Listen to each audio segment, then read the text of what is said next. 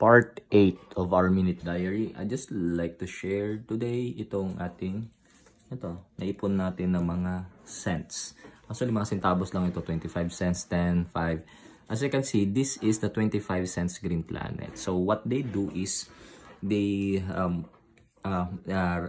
encourage people to, instead na itapon yung mga cents nila na hindi na nila papakinabangan, pinapaipon nila ito sa mga recycled plastic bottles like this, and then itong mga cents na to ginagawa nila, iniipon or binibigay sa kanila, and then pinapapalitan nila sa banks or anywhere, and then yung napagpalit na pera ay yung naipon ibibili ng mga seedlings ng mga puno, fruit bearing trees mostly, and then yun ang tinatanim. So this organization helps us to make our planet green again. So that's why 25 cents Green Planet.